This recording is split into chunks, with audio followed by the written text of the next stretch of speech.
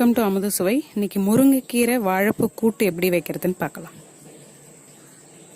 ஒரு வாழைப்பூ நார் எடுத்து க்ளீன் பண்ணது, 100 கிராம் தோரம்பருப்பு, 50 கிராம் பாசிப்பருப்பு, 6 பச்சை மிளகாய் நறுக்குனது, 2 தக்காளி நறுக்குனது, 2 வெங்காயம் நறுக்குனது,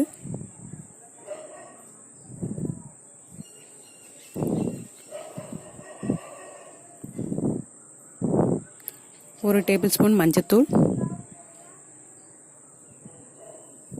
போதுமான அளவு உப்பு,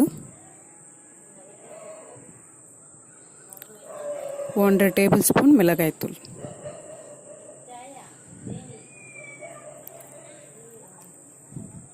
கட் பண்ணி வச்சிருக்கிற வாழைப்பூ சேர்த்துக்கலாம்.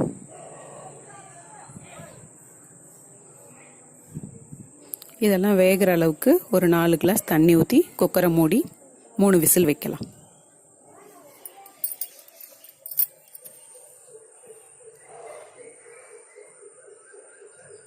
ரெண்டு டேபிள் ஸ்பூன் சோம்பு, ஒரு பூண்டு நல்லா நசுக்கி வச்சுக்கணும். ஒரு 3 விசில் நல்லா வேகட்டும். இப்போ தாளிக்கலாம். கடை ஹீட் ஆனதும் 2 டேபிள் ஸ்பூன் எண்ணெய் ஊற்றிக்கலாம். தாளிக்க கடுகு அப்படி இல்லைன்னா வடகம் சேர்த்து தாளிக்கலாம். நல்லா பொரிஞ்சு வந்துடுச்சு. இப்போ இந்த அரைச்சி வச்சிருக்கிற பூண்டும் பெருஞ்சீரகமும் சேர்த்து வதக்கி விட்டுக்கலாம்.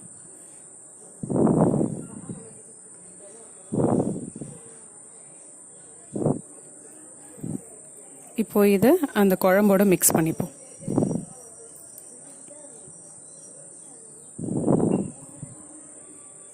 நல்லா மிக்ஸ் பண்ணி விட்டுக்கோங்க. இப்போ 1 கப் முருங்கைக்கீரையை இதில் சேர்த்துக்கலாம். முருங்கைக்கீரை ரொம்ப நேரம் வேகக்கூடாது. இந்த சூட்டுலேயே ஒரு 2 நிமிஷத்தில் அது வெந்துடும். நல்லா மிக்ஸ் பண்ணி விட்டுக்கோங்க.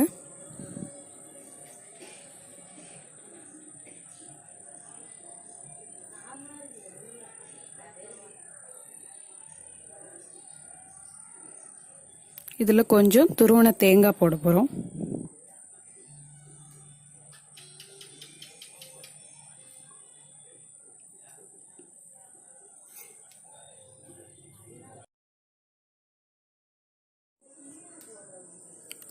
கொஞ்சம் துருவன தேங்காய் ஆட் பண்ணிக்கோங்க. இது ஒரு 2 நிமிஷம் மிக்ஸ் பண்ணிவிட்டு இறக்கி வச்சுட்டு போகிறோம். இது கொதிக்கலாம் தேவையில்லை.